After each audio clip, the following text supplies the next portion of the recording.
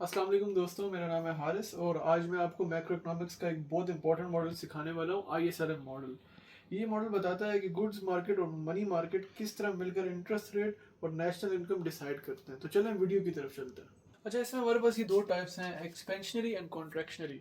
ठीक है, हम इसमें मज़ीद जो है वो दो टाइप्स डिस्कस करेंगे, जैसे कि एक्सपेंशनरी मॉनेटरी पॉलिसी में MP लिख रहा हूँ एंड एक्सपेंशनरी फिस्कल पॉलिसी। ठीक है, फिस्कल पॉलिसी हमारी देखें गवर्नमेंट चलाती है और जो मॉनेटरी पॉलिसी है that is controlled by the central banks या बैंक्स। ठीक है, इसी तरह कॉन्ट्रैक्शनरी में भी हम लोग कॉन्ट्रैक्शनरी मॉनेटरी पॉलिसी को देखेंगे और कॉन्ट्रैक्शनरी फिस्कल पॉलिसी को भी देखेंगे। तो लेट्स फर्स्ट हम पहले देखते हैं कि एक्सपेंशनरी फिस्कल पॉलिसी क्या होता है। अच्छा, तो हम लोग एक्सपेंशनरी फिस्कल पॉलिसी की बात करेंगे। तो मैं बताना पहले भूल गया, हमारे पास फिस्कल पॉलिसी में दो ऑपरेशन होते हैं। ठीक है, गवर्नमेंट क्या कर सकती है, गवर्नमेंट जो है वो गवर्नमेंट स्पेंडिंग जो होती है, गवर्नमेंट स्पेंडिंग या एक्सपेंडिचर कह लो, उसको या तो इंक्रीज करेगी या डिक्रीज करेगी। अब एक्सपेंशनरी का मतलब एक्सपेंड करना, तो इस केस में हम लोग गवर्नमेंट स्पेंडिंग इंक्रीज करने की बात करेंगे। और क्या गवर्नमेंट के पास ऑप्शन है कि वो टैक्सेस जो है ना वो कट कर दे, टैक्स कट। ठीक है, टैक्स कट कर दे, या तो वो टैक्सेस इंक्रीज कर देगी या डिक्रीज कर देगी। As we are talking about the expansionary fiscal policy, तो गवर्नमेंट जो है वो टैक्स डिक्रीज करेगी। ठीक है, तो इसमें एक्सपेंशनरी फिस्कल पॉलिसी में ना हम लोग IS की मार्केट को भी देखेंगे और LM की मार्केट को भी देखेंगे। तो मैं दो ग्राफ्स बनाता हूँ, पहले IS कर्व बनाता हूँ, IS की मार्केट, एंड यहाँ पर LM की मैं बनाऊंगा, IS and here is LM। तो हमारे पास IS की जो है वो ग्राफ इस तरह बनता है कि ये हमारे पास एक्चुअल GDP है हमारा, ये हमारे पास एक्सपेक्टेड GDP है जो कि इक्वल होता है C+I+G। ठीक है, और LM मार्केट में हमारे पास ये है मनी सप्लाई, और इस तरह है हमारे पास money demand. Money demand basically जो हमारे पास इनकम होती है हमारे पास जो GDP। अच्छा, यहाँ मैं लेबल करना भूल गया, यहाँ पर आएगा E एक्सपेक्टेड GDP एंड यहाँ पर आएगा Y, यहाँ पर आएगा इंटरेस्ट रेट्स एंड यहाँ पर आएगा M/P। अच्छा, तो as we are talking about the fiscal policy, expansionary fiscal policy, तो हम यहाँ से स्टार्ट लेंगे। ठीक है, स्टेप 1 हमारा होगा, स्टेप 1, गवर्नमेंट अपनी स्पेंडिंग या एक्सपेंडिचर इंक्रीज कर देता है, गवर्नमेंट स्पेंडिंग इंक्रीजेस। अच्छा, जब अब सोचने वाली बात है, जब गवर्नमेंट अपनी स्पेंडिंग इंक्रीज कर देगी तो क्या होगा। इनिशियली तो आप देखो ना, तो इनिशियली हमारी GDP ये थी, लेट्स से इट इज 300।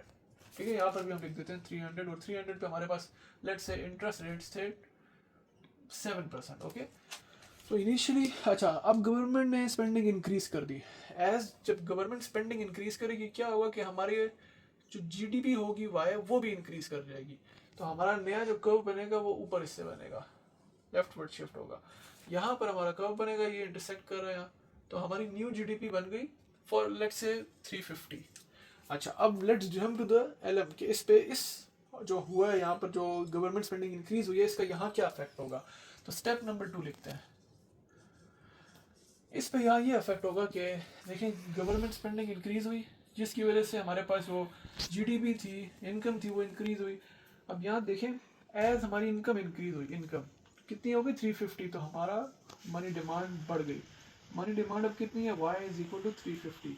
अब नोटिस दैट एज हमारी GDP बढ़ी, पहले 300 पे 7% इंटरेस्ट रेट थे, अब जब हमारी GDP बढ़ी तो उसके साथ साथ हमारा इंटरेस्ट रेट भी बढ़ गया, लेट्स से 9%।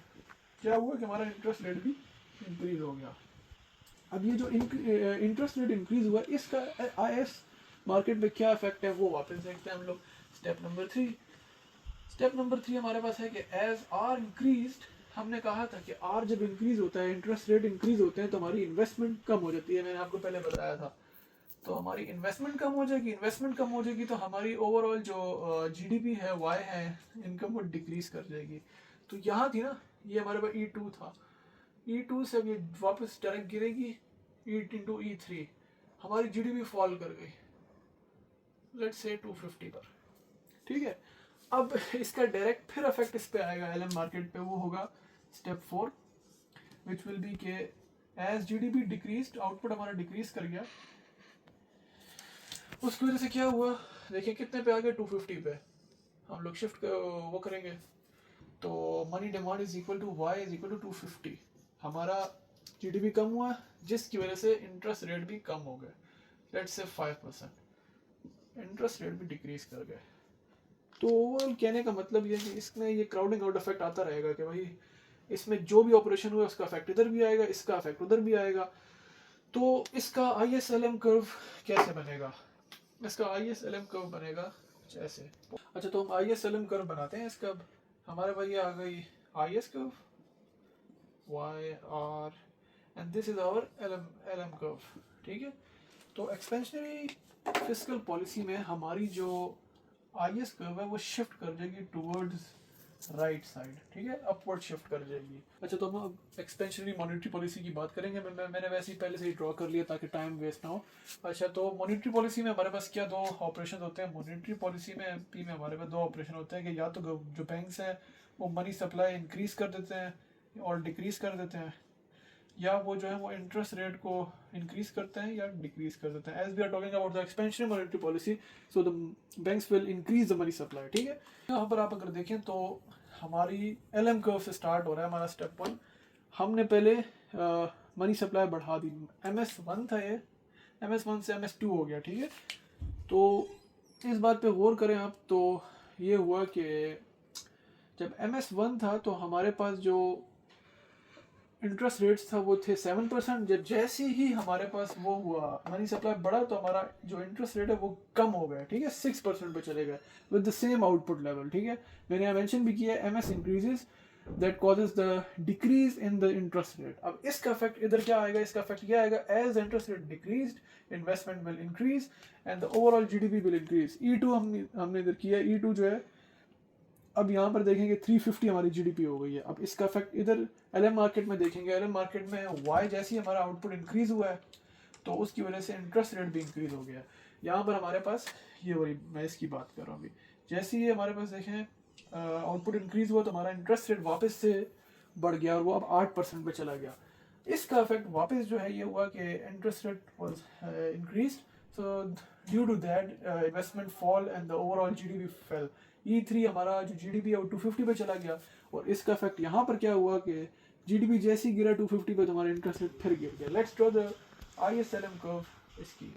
हमारे पास ये IS कर्व है, ये हमारे पास LM कर्व है, ठीक है। यहाँ पर हमारे पास इंटरेस्ट रेट है, यहाँ पर हमारे पास Y है। अच्छा, तो इसमें ये कि हमारे पास इसमें LM कर्व जो है वो नीचे की तरफ जो डाउनवर्ड है वो शिफ्ट हो जाएगी, LM2।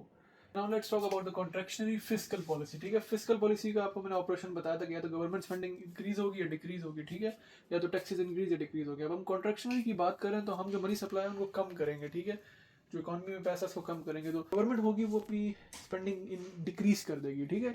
जब गवर्नमेंट अपनी स्पेंडिंग डिक्रीज करेगी उससे ये होगा कि आउटपुट विल डिक्रीज। इनिशियली हमारे पास ये E1 ये था, ठीक है। आउटपुट जैसे डिक्रीज हुआ तो हमारी ओवरऑल GDP डिक्रीज हो गई टू 250, ठीक है। अब इसका इफेक्ट LM मॉडल पे ये आया कि as the GDP decrease the interest rates fell to, ठीक है। इनिशियली 300, जैसे ही हमारी डिक्रीज हुई GDP 250 टू द 250, ऐसा ये हुआ कि जी इंटरेस्ट रेट भी हमारे फॉल कर गए टू द 6% लेवल, ठीक है। अब स्टेप 3 में क्या हुआ, जो IS अब जैसे ही देखेंगे जैसे इंटरेस्ट रेट डिक्रीज हो तो इसका इसमें इफेक्ट ये हुआ कि as interest rate fell investment जो है वो हमारी इंक्रीज कर गई एंड हमारी ओवरऑल GDP इंक्रीज कर गई, विच इज़ E3। मैंने यहाँ लिखा हुआ है, ये लाइन भी ड्रॉ की हुई है। हमारी GDP जो है वो 350 पे चली गई। इसका इफेक्ट इस पे देखते हैं। इसका इफेक्ट ये होगा GDP इंक्रीज हुई और इंटरेस्ट रेट फिर इंक्रीज हुए, Y इज इक्वल टू 350। हमारे पास यहाँ पर इंटरेस्ट रेट बढ़ के 8% पे हो गया। अब हम इसे ISLM कर्व पे देखते हैं तो हमारे पास ये IS curve 1 and LM curve है, ठीक है।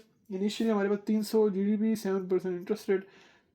हमने क्या देखा कि IS कर्व में शिफ्ट आ रहा है टू द लेफ्ट, ठीक है। हमारी GDP डिक्रीज कर रही है, जैसे GDP डिक्रीज कर रही है इसी तरह 6% हमारा जो इंटरेस्ट रेट है वो भी डिक्रीज हो रहा है फ्रॉम 7% टू 6%। अच्छा, तो अब हम बात करते हैं कॉन्ट्रैक्शनरी मॉनेटरी पॉलिसी की, ठीक है। तो हमारे पास IS है, LM है, कर्व है। तो सबसे पहले देखें इसमें स्टेप ये हो रहा है कि हमने मनी सप्लाई दफ़ा डिक्रीज कर दी बिकॉज हम कॉन्ट्रैक्ट कर रहे हैं, सही है। तो हमने मनी सप्लाई MS1 से MS2 पे लेके गए हैं, डिक्रीज किया है, ठीक है, लेफ्ट हैंड साइड पे लेके गए हैं। तो उसकी वजह से क्या हुआ है, इनिशियली हमारा इंटरेस्ट रेट था 7% at the GDP of 300, but जैसे ही हमारी मनी सप्लाई कम हुई, हमारा इंटरेस्ट रेट जो है वो 10% पे बढ़ गया, ठीक है, इंक्रीज टू 10%, ये बढ़ गया इंटरेस्ट रेट। तो स्टेप 2 में आई जो मार्केट है, गुड्स मार्केट, उसमें ये हुआ कि as the interest rate rose the investment fell and overall GDP fell to E2 हो गया हमारे पास, ठीक है, हमारी जो जीडीपी है वो 250 पे गिर गई। अब इसका इफेक्ट इधर क्या हुआ कि इसका इफेक्ट ये होगा एज अ जीडीपी जो है वो हमारी गिर गई थी, तो उसकी वजह से इंटरेस्ट रेट भी हमारा फिर गिर गया। देखिए हमारी जीडीपी जो है वो 250 पे आ गई और हमारा इंटरेस्ट रेट 10% से 6% पे गिर गया। अब इसका इफेक्ट इधर ये हुआ कि इंटरेस्ट रेट गिरा, जिसकी वजह से इन्वेस्टमेंट इंक्रीज हुई, तो हमारी जो इनकम है वो इंक्रीज हो गई E3, हमारी टोटल इनकम जो है वो 350 पे चली गई। तो अब जो है हमारी एज 5 स्टेप को देखें तो हमारी इनकम जब इंक्रीज हुई है तो उसकी वजह से इंटरेस्ट रेट दोबारा इंक्रीज हो गया and it moved up to 11%, ठीक है। तो ये हमारे पास जो था ये ISLM का मॉडल था। अगर मैं इसमें कंक्लूजन की बात करूँ तो हमें कंक्लूजन में यही मिलता है कि ISLM मॉडल हमें क्लियरली दिखाता है कि फिस्कल और मॉनेटरी पॉलिसी का क्या इफेक्ट होता है इनकम और इंटरेस्ट पे। ये मॉडल सिंपल भी है और पावरफुल भी है, इसीलिए मेरा फेवरेट मैक्रो इकोनॉमिक मॉडल है।